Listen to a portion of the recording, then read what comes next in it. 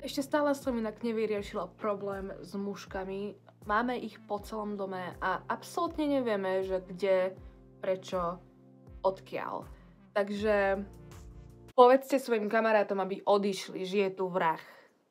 Ja. Zdravstvujte, suky, ja vás vítam u nového videa. Čaute, vítam vás späť.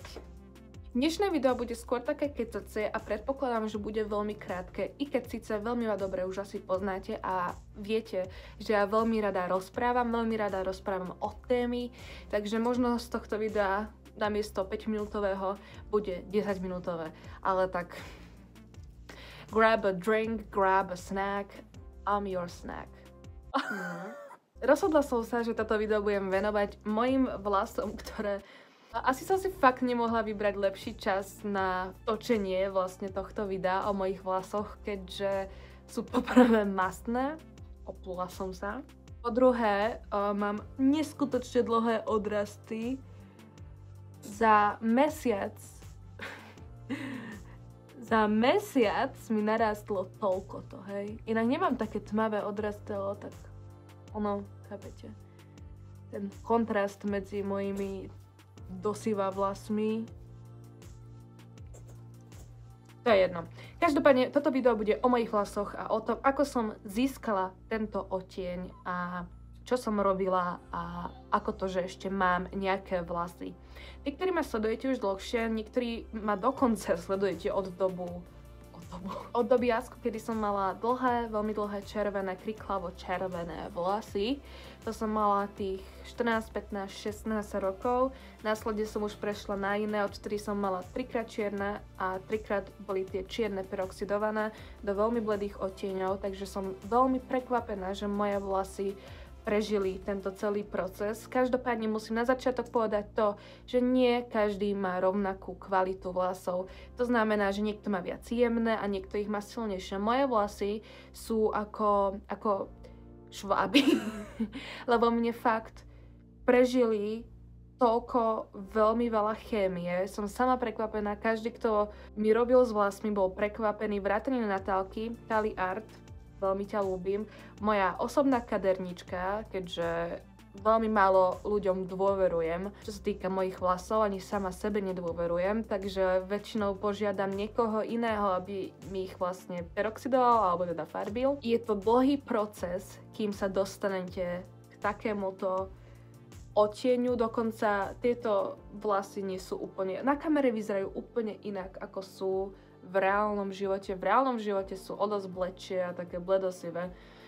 Kamera a umelé svetlo to robí svoje. Takže toto je taký ten dlhší proces. Moje vlasy boli už, aby som bola úprimná, od začiatku bledé, keďže keď sme šli na tento odtieň, moje vlasy boli jedna strana dosivá, alebo do takého modrasivá, a druhá strana, dobre, tá bola tmavšia, tá bola tmavo-modrá. Neviem, akú máte vy kvalitu vlasov, určite to neodporúčam, aby ste si to robili sami doma, alebo si ich spálite. Určite vám neodporúčam si to robiť doma, odporúčam, aby ste vám to niekto urobil, kto reálne vie, čo robí. A nie, že no, tak nevyzerá to ťažko, lebo peroxid to je suka. Peroxid to je beštia. To si niekedy nevšimnete, len kúsok nedávate pozor a jednu stranu máte oranžovú a druhú stranu máte bielu, lebo nemali ste proste ten peroxid rovnomerne rozotretý, alebo ste ho nemali proste toľko, koľko ste ho mali mať. Takže ak máte panenské vlasy znamenajú, že žiadna chémia proste neboli nikdy farbené a tak je pravda, že ľahšie dostať sa na vysnívaný bledý odtieň farbu. Neviem, čo je so mnou dneska, pardon. Ale keď napríklad ste už mali farbené vlasy s permanentnou farbou, napríklad čiernou, tmavohnedou, červenou, tak to bude boj. Lebo veľmi, veľmi ťažko sa dostáva čierna von z vlasov. Dokonca niekedy niektorým sa až tak zažerie, podľa toho zase, ako majú kvalitu vlasov, že sa ich proste, že sa tej farby nevedia zbaviť. Inak ešte to som zabudla povedať, že nie som kadernička, hovorím z vlastnej skúsenosti, takže nešedujte ma a ďakujem. A keď ma chcete šedovať, to je dobré, lebo aspoň budem vedieť urobiť video o mých komentároch. Grazie, milá. Takže najlepšie je, ak máte svoje vlasy už hneď bledšie a také do blond, alebo ich máte panenské, teda že neboli nikdy farbené.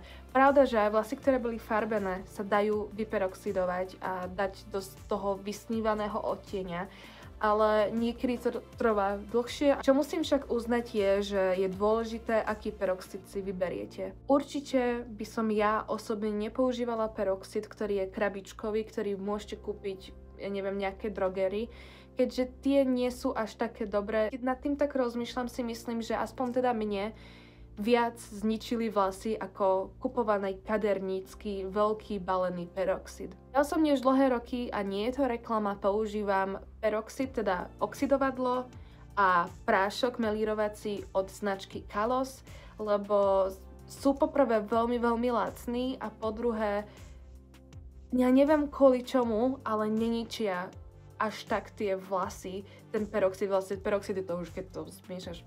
Chápeme sa, hej.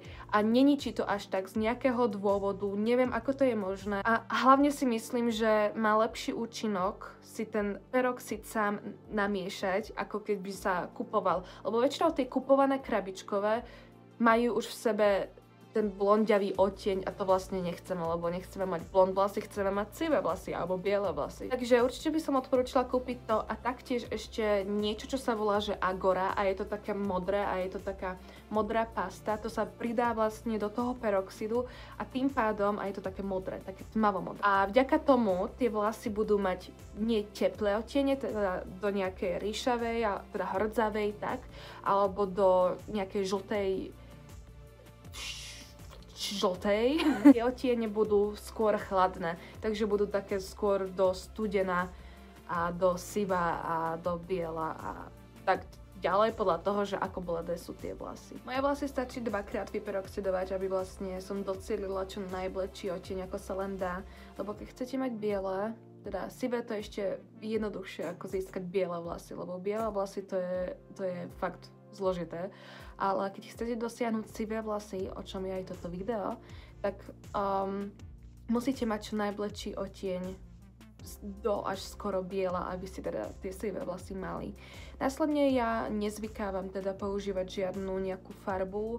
Sú rôzne farby, ktoré sa dajú kúpiť napríklad v DMK alebo v Tete drogerii alebo takto. Ja každopádne používam iba fialový šampón. Po novom používam už iba fialový balzam a ten mi dosť pomáha. Neviem, či sa dá kúpiť na Slovensku, neviem, čo to je vlastne za značku. Kúpila som ho tuto v Anglicku a bol teda v jednom takom obchode, kde majú outlet veci, takže predpokladám, že na Slovensku sa dať kúpiť asi nebude môcť. Moja slovenčina je dobrá. Veľmi dobrá.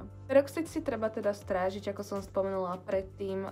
Ja si dávam, alebo teda Natálka mi dáva na 15 minút každý krát, ale popri tom sú tie vlasy sledované, teda aby neboli príliš nejako také vysušené, alebo teda aby niečo ten peroxid spravil. Ale teoreticky takých 15-20 minút by malo stačiť. Určite by som ho 40 minút alebo viac ako 20 minút nenechávala, lebo by som sa bála, že by sa mi spálili, aby sme sa pochopili. Ja si myslím, a teda aj to tak robíme, je lepšie si viackrát peroxidovať ako raz na nejakú dlhšiu dobu.